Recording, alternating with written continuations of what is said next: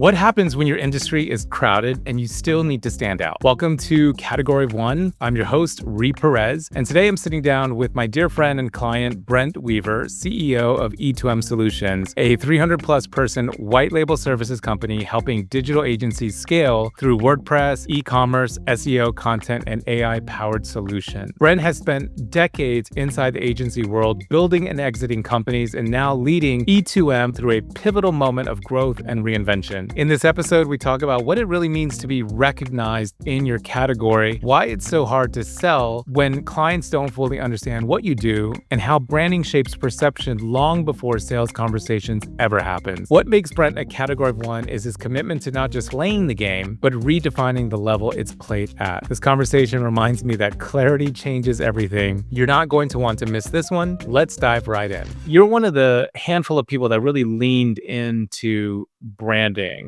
And so I want to get your perspective from where you sit and having worked and coached many different people. What's your view of branding and how has this made a difference in your own life and in your business? You've helped me understand, I think, that a brand is really more about the perception that people have about your company. It goes way beyond just a logo. It's the feeling, it's the category that people put you into. It's how they think of your business in terms of the purchasing decisions that they're having, in terms of how it might help them solve problems in their life. And so I think that, I definitely credit you to helping educate me about the power of brand. And now I see it in that way. But I think also as a leader of the company, I see the brand as a framework to help us to communicate our value proposition to the market in a way that it kind of aligns through the business, right? I can give a brand standard or brand guidelines to our team, and we can have a consistent language to talk about what we do, why we do it, how we do it. And I think that's one of the things, at least in my current position at E2M, and we're currently going through the rebranding process. Yeah, I'm really excited to be able to hand the team here's the framework, here's the thing that we can make sure that we can all stay aligned with, and that's going to help us to create a better perception of our company in the marketplace. In your case, it's matching the perception that you already have. So you have a great reputation. Your E2M Solutions has a great reputation in the marketplace, and it's now just sort of aligning the visual, the messaging, the voice around that. And I love the word you use. It's just creating consistency, and consistency creates trust. What is the thing that's been most surprising for you around what branding can do? Making my life as a CEO easier in a lot of ways. I kind of imagine, and even in this role at E2M, when I stepped in, there was a lot of decision-making around, activation that was kind of coming up to the top of the business. What do we say on the banner? What do we put? What content do we put on the brochure? What kind of design, right? People just kind of come up with their own creative implementations of the brand, and it would be on kind of their own idea. And there was no framework for that. And sometimes they'd hit the mark, and sometimes they'd miss it wildly. And so a lot of that decision making would have to have I think just controls all the way up to the top, right? The CEO or the founder would have to participate in those discussions and have a very hands-on approach to that. I think my experience with Uyghur is that was 100% where I was at previously to when we engaged. Was I was looking at every advertisement, I was looking at every email, I was looking at every microsite design and development, and be oh, what do I, and we'd look at design trends, and it was everything was always this design committee decision thing. And then sometimes we'd delegate tasks to a third-party team, and they'd come up with something that was just horrific. And then I'd be in the weeds, looking at individual ads and reels and whatnot, and trying to approve them and be this isn't us. And it was almost we had to go through micro branding processes with every single activation. I think after the brand process, we had the framework. We could say, look, this is who we are. This is what we stand for. This is where we're going. This is how we communicate that message. This is who our sweet spot customer is. This is how they like to be communicated to. This is kind of what might be going on in their head that relates to our business. And then you provide that kind of framework to people, And I think it not only makes the leader their life a little bit easier, but I think it also kind of you see like the creative team breathe a sigh of relief, like, okay, wow, we know what we're working with here. We have some constraints that we can be creative within, but we can still produce stuff that aligns with the overall brand. And so I think that was very surprising to me, like how much easier life got in terms of those decisions. And I know for us, the brand investment was a really big ticket item. And I thought to myself, like, oh my gosh, it's gonna be so difficult for us to get an ROI on this. And when I came into E2M, it was one of the first things I said, hey, we got to do this, because if we don't do this, I'm gonna be bogged down for the next 3 years in constantly micromanaging everything. And so, it was on the first like three things that I took on after stepping in as CEO to E2M. That's a beautiful sort of foresight that you had, is like, yeah, this is one of the first three things to do, not to only put like a stamp, you joining a CEO of E2M. Oftentimes, like CEOs that come, you're like, all right, let's rebrand the company. But it was more having the foresight of like, hey, I've been down this path before, and there's a lot of misuse or wasted time trying to figure things out with a brand that's not fully integrated, or there's no through line and it's not strategically thought out. It's just been sort of piecemealed or design Frankenstein. And I loved your saying of like making it smoother process for you. Because I really wanted to get to, aside from the heady part of branding, is the emotional part, the intangible piece of it that really makes it all worth it. And there's the confidence in that. And I Yeah. think that had I joined and on day one gone to ChatGPT and said, here's everything that you need to know about E2M, and make me a new brand, how should we be positioned in the marketplace, right? I think one thing that we know really well about AI is that it's kind of the average intelligence. It's the average of all the content out there. It's really good average. It's like the most polished version of the average, but it doesn't really take a position as well as I think humans do, and how humans can kind of, they have something at stake. Like I think you as the branding agency contracted to deliver results, and us as the company, right? That we're relying on this being our thing for the next few years in terms of how we look and how we sound. And so we have something at stake. And I think that's something that AI doesn't have anything at stake. E2M is a company, was founded in 2012. When I joined, I don't know when the current, if you're watching this today, in October, November of 2025, like the brand that's out there, story of the agency that had started had aged, and it was like no longer, in some cases, it was no longer relevant. Yeah. In other instances, it was entirely incorrect of like what was being communicated visually or verbally. And I think this was no more apparent than we just hosted this big event for agencies in Denver, and we gave a sneak peek of our brand on the big screen. And I used it, Ree helped me design some slides that kind of showed like how this might activate, now. And myself and our founder, Manish, like after that session or event, we like went out to the foyer, and we happened to look back, and our current booth, it's our current, like as of today, it's still our booth, but it was there with our kind of current brand. And it was just kind of like, oh, like it was like this, like, cause we already, I think mentally, like our company had become the new brand that we're going to be expressing through our new launch. Like we had really become that brand, but we didn't have any visual or verbal language to like express ourselves in that way. I think we immediately looked back at the current brand and we're like, well, that's who we were like years ago. Like it immediately felt like it was 5, 6, 7, 8 years old. And I don't think it was just because of the design aesthetic. It was like the company had become a different entity, right? Different audience, different type of customer, different type of service. And we weren't representing that. And I think that there was certainly an emotional feel. Like we both just like slumped our shoulder, like, oh, there's that. Can't we just get rid of that, right? How exciting is it to now stand behind a brand that just feels like you, that armors you, that really accelerates and complements all the things that a great business does without branding, and that's creating great value, delivering great services or products, having great sales and great marketing. When you add branding, it just changes the game because it becomes like a fuel for all the things that you're already going to do anyway. Brent is like a two-time client of mine, a longtime friend. We've known each other for, I guess, almost 10, 11 years. When you hear the term category of one, like what comes up for you? What does that mean for you? And how might you have adopted that philosophy into E2M? I mean, it certainly makes it feel like a company that kind of stands apart from the pack, the competition.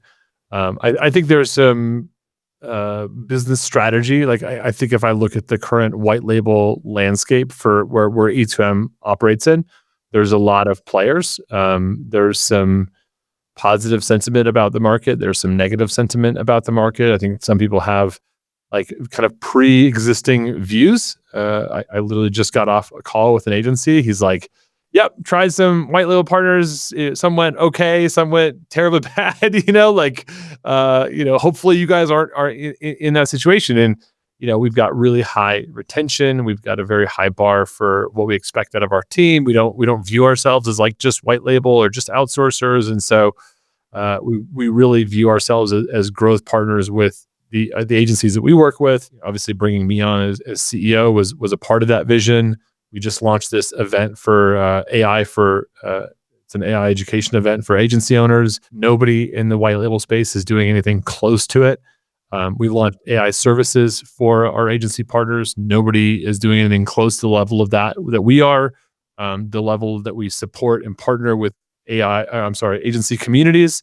There are people that go out there and sponsor, but they don't go out and sponsor like entire platforms, including like podcasts, events, thought leadership, the whole 9 yards. So I feel like our actions have like put us in a separate category. This is a thread that I think you've helped us to kind of weave is we still need to be recognized in our category. I found it's really difficult to sell to somebody that doesn't know at least like categorically how to think of your business. But then we within that category, we kind of want to be the only choice, and we want to have our clients think of us in kind of at our own level, right? In a way that they don't just lump us in with everybody else within our category. And that's a hard thing to accomplish, right? Like we want somebody to think, okay, I hired a white label agency.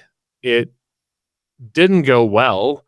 E2M says they're a white label agency, but I clearly see that they're in a category of their own. And my past white label company, experience didn't work well because I wasn't working with like the real players, right? I wasn't working with the companies that really know how to do this at a whole different level. And I think that's the feel that we wanted to provide people was that, yes, you might have been to a baseball game before. This is baseball, right? And I think that kind of feel is what we wanted to accomplish with our brand. What you said is true. Like there's one hand where people are solution aware and they have a positive experience. Then they're solution aware, but they've had a negative experience. Coming up with your own category of one positioning is going to help address those people.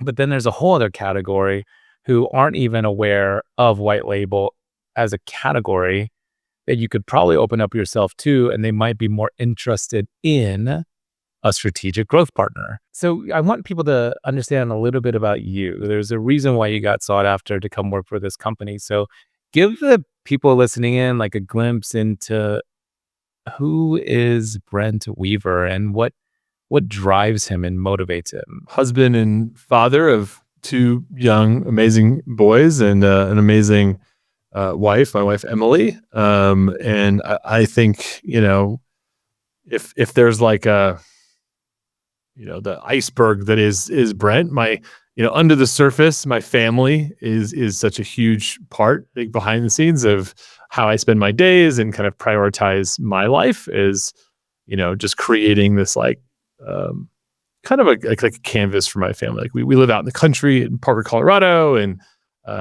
like we have a bunch of land and like kind of create this like environment for my sons to kind of grow up with slingshots and bows and arrows and skateboard half pipes and like, bike adventures and all that kind of stuff. And so I think like from a work perspective, I hate to use the word serial entrepreneur, but I was looking at my LinkedIn profile the other day, Rhea, and I was like, oh, started a company, exited a company, started a company, exited a company, started a company. I was like, oh crap.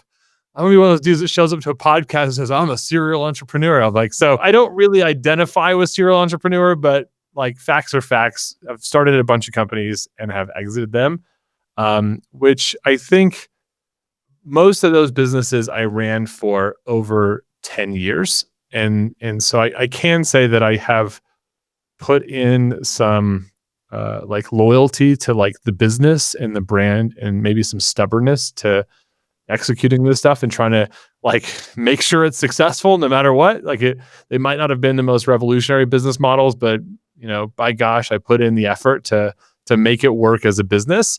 And so that's been a big part of it. And I think if I look at my choices, I've chosen to spend a lot of time in the web agency, web entrepreneur space. I think from building my first website, I just was fascinated with the idea of connecting people and communicating and trying to enable some type of commerce and business. Like the idea that I could write some stuff in a notepad, hit upload it to an FTP server, hit publish, or whatever, and somebody could pull up a website and they could buy products from somebody and an order comes into an inbox and somebody fulfills that like just that whole cycle. I think from when I was like 15, 16 years old, it just like blew my mind. And I was just like hooked and addicted to it. And so I think everything I've done has been some version of that, just really having fun, connecting people, solving problems and doing business online. So now let's talk about Vistara. Vistara was your AI event for agencies. And like you said, no one's doing that. How do you see AI changing the game for these businesses and for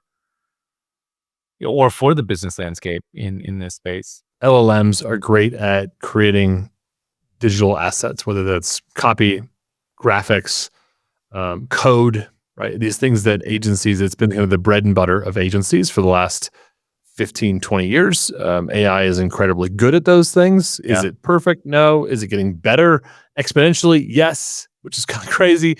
And so it's really become this like hyper technology accelerator. And I think it is actively disrupting. Like we are in the disruption process.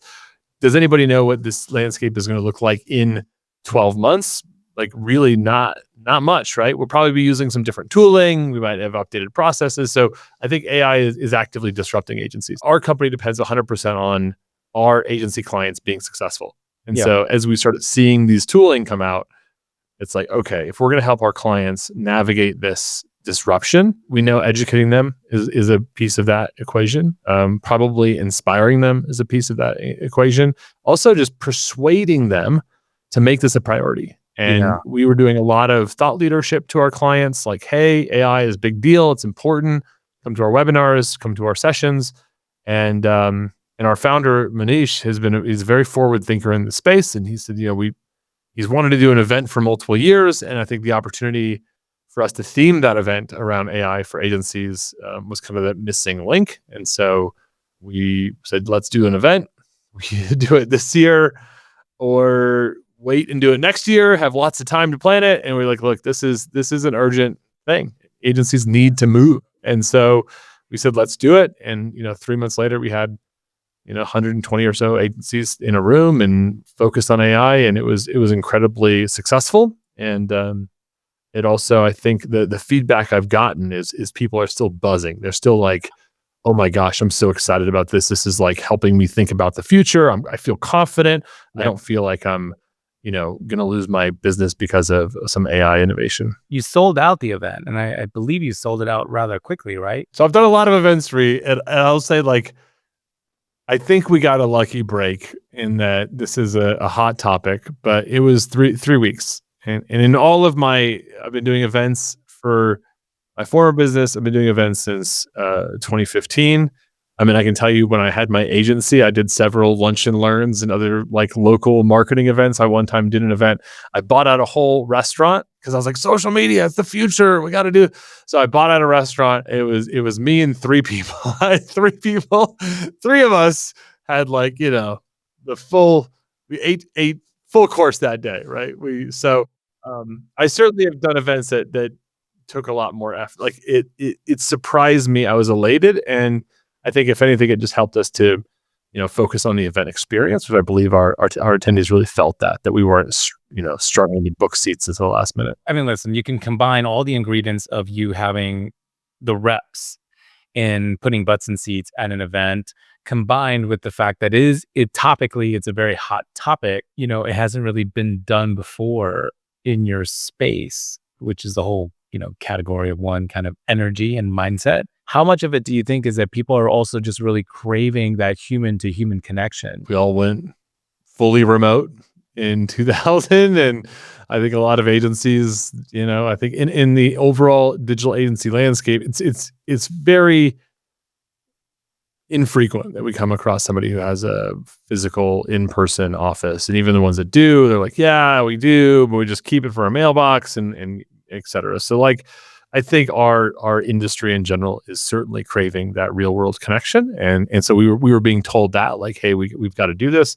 I've also found, as somebody that did a lot of these virtual multi-day summits, I mean, the impact, right? If you're really looking to change somebody's mindset over 2 days, I think we ran a lot of successful virtual multi-day events at UGurus. I never really found that connection. I never found that shift for people really ever happen. Like, did we educate people with virtual events? Yes. Did we get lots of people to engage and show up and participate? Yes. But like, did they leave the event with a new best friend? I never heard about that stuff, whereas like our in-person events, like I think it creates a really cool canvas for deep connection, and also an opportunity for somebody to really get out of their business and think, okay, I've got to make this a priority. I've kicked the can down the road long enough around AI. I've got to make this a priority. When I get back to the office, I'm pulling my team into a room and we're going to figure out our AI strategy. We're going to figure out our AI policy. We're going to start putting real dollars or real effort behind this. And I think that I've only seen that kind of transformation at in-person events. And it has helped us to put ourselves in a category of our own.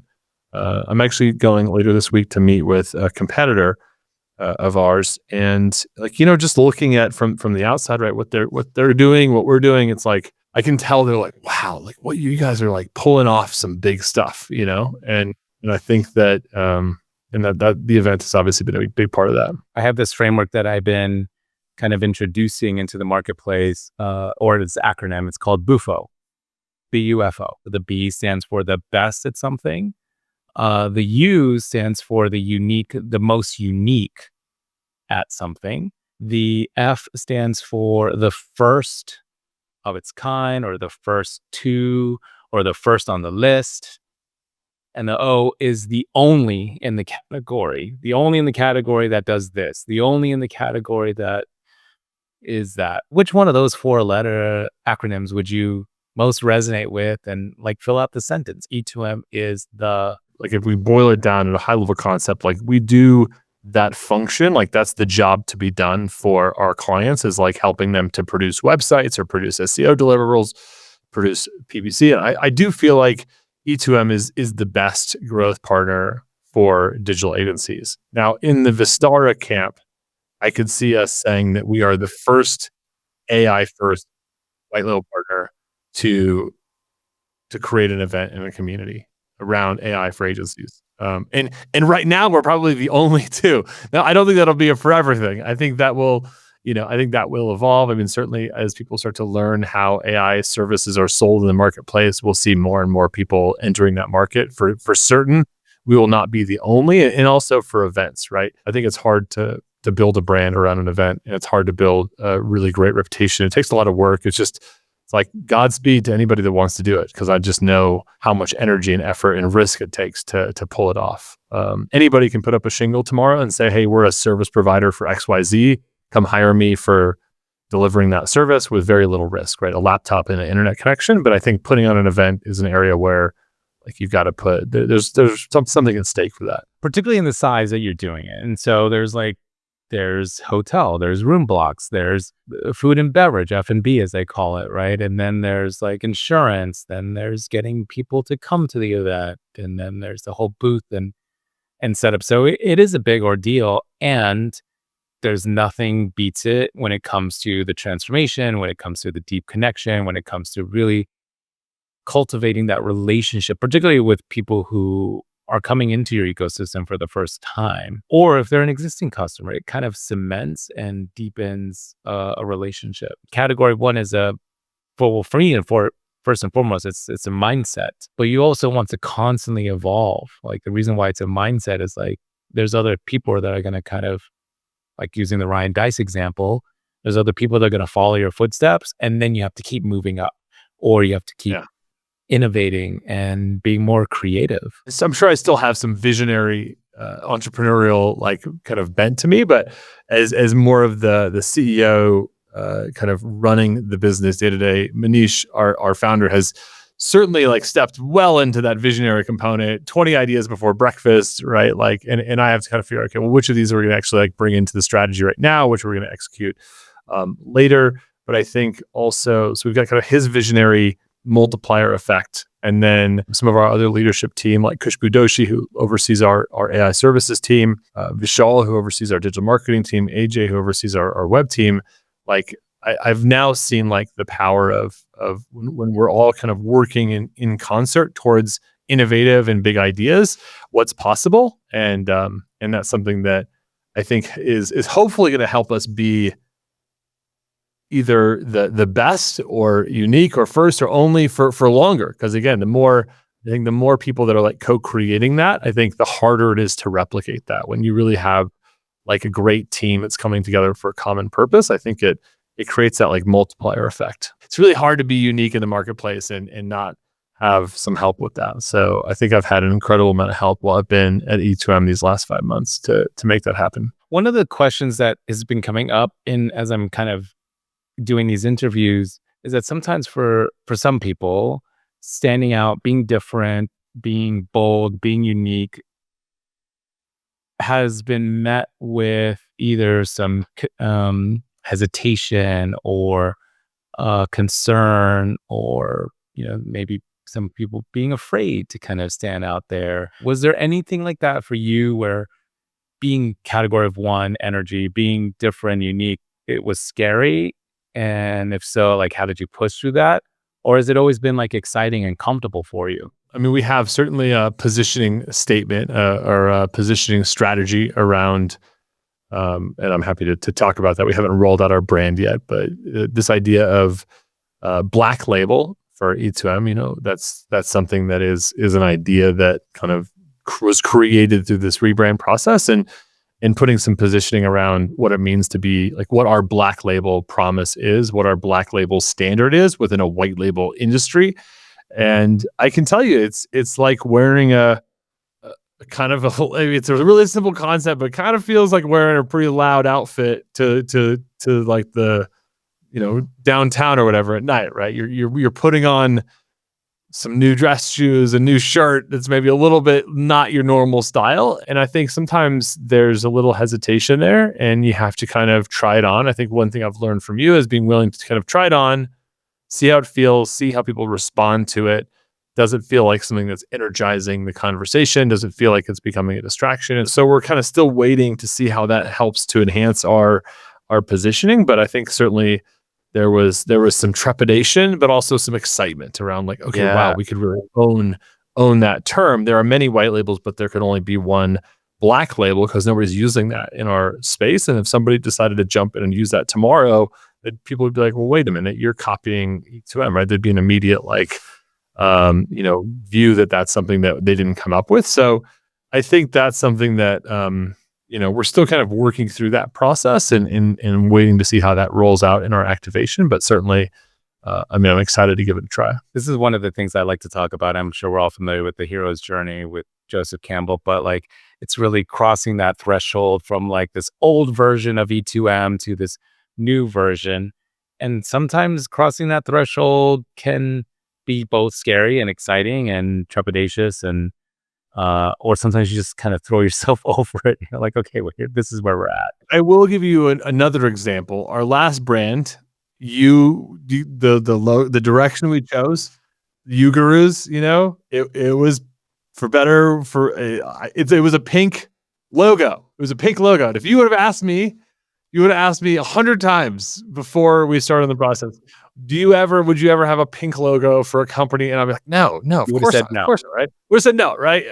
And yet that was when we looked at it, we went through the process, did all the steps, we came out and it was like this pink logo. And at first, it wasn't even my first choice, but then we went through and we really looked at and we reflected at what the right, what the perception we're trying to create in the market. And we weren't trying to create a pink perception. That's oversimplifying it. It was a beautiful logo. I was worried, I was worried. I was not sure what the response was going to be for that. I was uncomfortable. And we tried it on and the response was amazing. It was so good. It was so good. It felt so good. And then that set the stage for, gosh, man. All the way until that business was wound down. That logo was, it was You Gurus. It was who we were. It was the business. It represented everything that we stood for. And how many shirts I had, hats, and whatever. I freaking love that logo, right? Still, I do. It pains me that I'm not running that business anymore. But My job as a brand consultant or strategist is to kind of look several years ahead so that you love this brand and it resonates in the marketplace far beyond the initial 3 to 6 months. But thank God you didn't change the name, because originally you were like, I think we should change the name. And interestingly, we shifted the emphasis on the gurus part to like the you part. the brand became the You, and just the two arrows kind of like were kind of different colors. So it's kind of this idea of better together and That's right. growing. And there was so much to it. And it's so funny. I remember when we were choosing it, and I think I think the conversation that I had, I can't remember if we were actually on a meeting with you or maybe you sent it to me. I was at the Denver Nature and Science Museum with my sons. And I remember we were either coming into the prehistoric exhibit or coming out of it. And I remember just sitting there looking, I literally for the first time, I looked at it on my phone at the Nature and Science Museum, and I looked at the 3 different concepts, and I'm reading through the brief, and I'm going which one are we? I'm what is, this pink one is not going to work. And there was a different one that I liked, but it was, I think for myself personally, it was going through that process and realizing this is not about my preference. It's not about what I want. We designed plenty of logos at my first agency, tons of logos for different businesses. And, I didn't know how to present that stuff. I didn't know how to talk about it. I didn't know how to help people make the right decision. And I think the process with you helped really solidify the brand. It's not about me. It's not about, even if I'm the founder of a company or the CEO of a company, it's not about me. This is about our market. This is about our customer. This is about our company.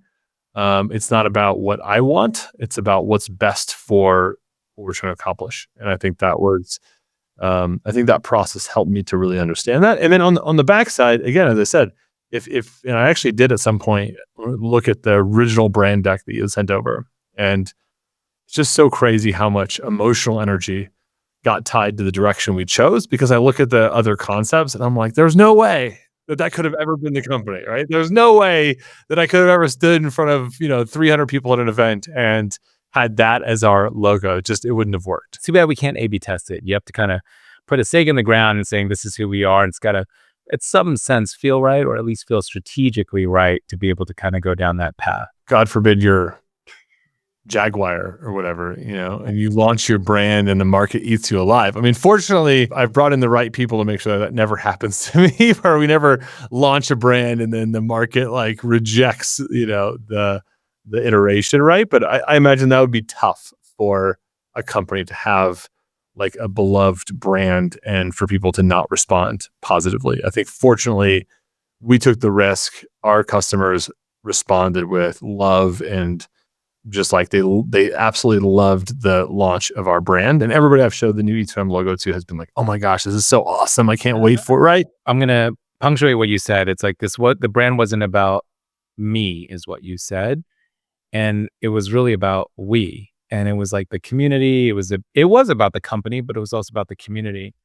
And so one of the things that you did really well on both processes is to engage different stakeholders on their insights and their input to help inform the direction. So in all fairness, like I might have been the guide, but we had all the data points and input to be able to kind of look at it together and feel like, okay, well, how can we make this even better? And I think I'm sure the Cracker Barrel example is a classic example of really not engaging the market. I don't know if you've seen any of the big controversy of the Cracker Barrel rebranding, but it ended up like dramatically reducing their stock uh, share price, and also they reverted back to the logo. So just think about the thousands, if not millions of dollars that were wasted because they didn't do the proper rebranding process of listening and asking their customers and stakeholders and really doing the deep work to before launching it. And you mentioned that we decided not to rename You Gurus, and it was interesting because like a lot of the things that we thought were the worst part of that name, were actually like what made it memorable and unique. Like we were the only You Guru. Like sometimes it felt like people were saying it with marbles in their mouth. Sometimes it felt like I was saying it with marbles in my mouth. Like You Guru, like people would be like, You Guru who? Like I'd be at the post office telling them like what my name, my email address was, and just how good I got at ugurus.com. That's ugurus.com. And then you'd be like, is it UGRU? No, UGURUS. I felt insecure about the name. My business partner at the time felt very insecure about the name. He hated having to have that conversation when he said the brand name and somebody would try to repeat it back to him and they would say it incorrectly, or they'd be like, well, how do you say that again? Like he looked at that as a negative interaction about the brand, and it was frustrating for him, which again, wasn't about actually the customer or the prospect or the market. Like the person that was telling us, they actually weren't really frustrated. What I've realized now is they weren't ever really frustrated. They'd kind of say it, they'd take a go at it. They'd be like, I'm about to, I'm probably not going to say this right, but, but it was our internal confidence about it was the problem. It was our frame was the problem. And then once we went through that process and it was like, hey, it being hard to say actually kind of helps it be more memorable. And that conversation that we're having with somebody is like a memorable moment where they have to kind of learn how to say it. They kind of get, oh, okay, that's how you say it. Okay, got you. What do you guys do again? It like creates this like somebody then knows how to say it and they feel like they're a part of something. That's right. And so I would just like after the brand conversation, whatever would happen, I'm not saying that I would purposely create situations where people wouldn't know what it was, but I would kind of lean into it a little bit more. I'd let somebody say it. I'd be like, yeah, okay, yeah, it's not quite that. It's You Gurus, right? Oh, it's you. Yep. Okay. I just kind of like hang there for a minute and then it sticks, right? And so I think that was an interesting exercise in mindset and framing of how sometimes we create our own negative sphere, right? And it's more our own doing than anything else. And so by just changing that frame helped. It starts with internal. I always say this is like it's when you kind of brand from the inside out. Once you convey that confidence and clarity and knowing who you are, the word that I've been using a lot, one of my C's is conviction, which is like confidence on a whole nother level. But when you have the conviction and who you are and the belief in your mission and your vision, I think for me that's that category of one energy that inspires and attracts people to want to be a part of your ecosystem and what you're up to. So, I mean, there's going to be lots of people that you're going to inspire and help from this interview. Not all of them are going to be digital agencies owners, but if someone want to check out your E2M, who you are, where should we send them to, or where should we point them to? Happy to connect on LinkedIn, just linkedin.com/IN/Brent Weaver. Or if you want to check us out on the web, E2M, that's E2M Solutions.com. We are doing Vistara again, May 2026. So if you are interested in Vistara and looking into our AI event, that would be joinvistara.com. Brent, I want to take a moment to just thank you for your time. I know you're a busy guy, really taking E2M to the next level. You're an amazing husband and dad. And thank you for making the time to chat with me today and being part of this project. Appreciate you. And I look forward to the next time. Thank you for tuning in today. I hope you enjoyed this episode and that you gathered at least one nugget that you can take into your life today. To dive deeper into my work, please visit reperez.com. That's reperez.com. It's a central hub to explore how to work one-on-one with me, to connect with me on Instagram or social media, or you can check out my new book, Your Brand Should Be Gay Even If You're Not, or you can inquire about booking me to speak to your audiences about the power of building a category of one brand, your unique gifts and your unique superpowers. Lean into what sets you apart, and I'll see you next week.